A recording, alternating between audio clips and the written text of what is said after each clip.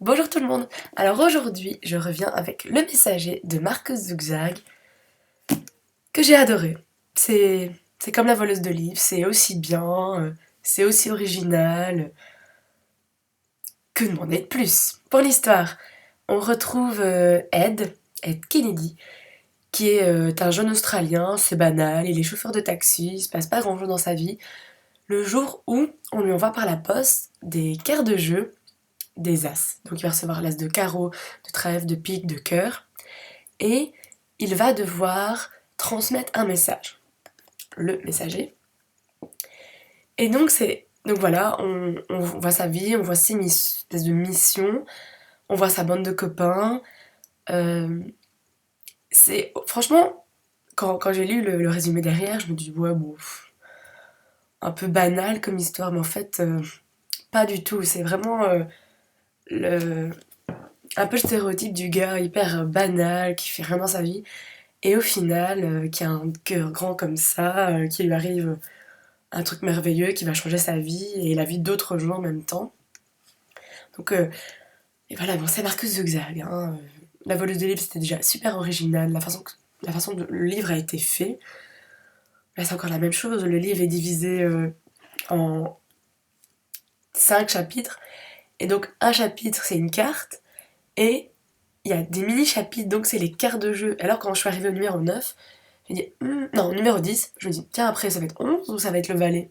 Bah, c'était le valet, après c'est valet, dame et roi. C'est super original. Alors pour les personnages, donc Ed, donc c'est le messager, et moi je l'ai adoré. Je l'ai adoré parce que, ouais, c'est ça, c'est vraiment le mec qui a un cœur en or, qui s'en rend même pas compte.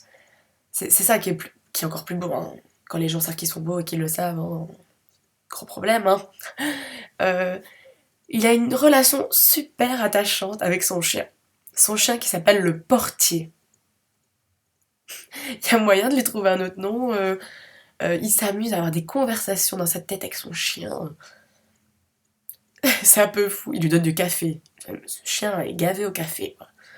C'est c'est un peu, ouais, space, quoi. Mais c'est marrant.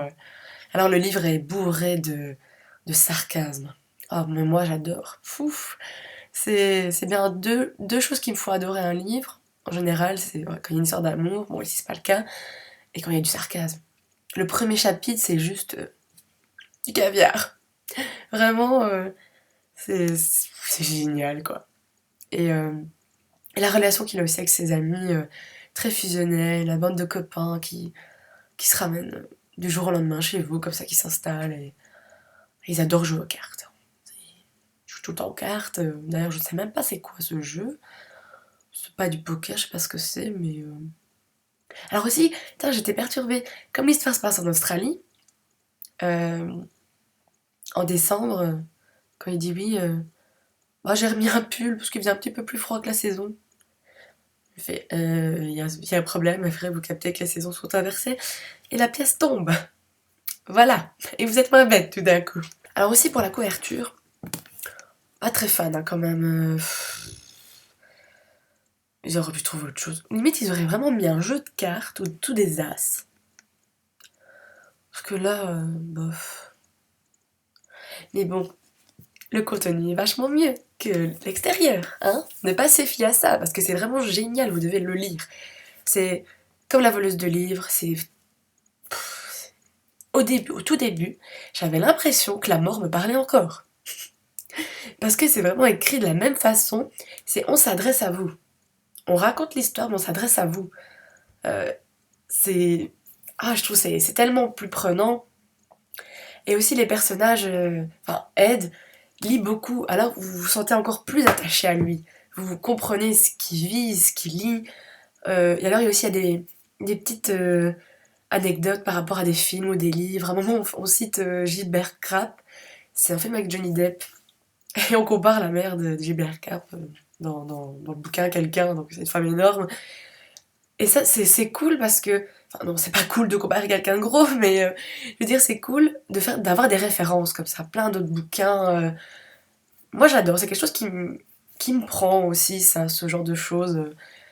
Euh, Donc voilà, vous êtes obligé de le lire, comme La voleuse de livres, hein, je pense que c'est indispensable. Hein. Je suis autant fan de Mark Zugzat que John Green. Il le sait pas encore, mais c'est l'homme de ma vie. Hein. C'est tellement beau ce qu'il fait. Voilà. Ben c'est tout pour la vidéo. J'espère que ça vous a plu et que vous me laissez quelques petits commentaires et on en discute. Et à très bientôt pour une prochaine vidéo. Bye bye. Oula.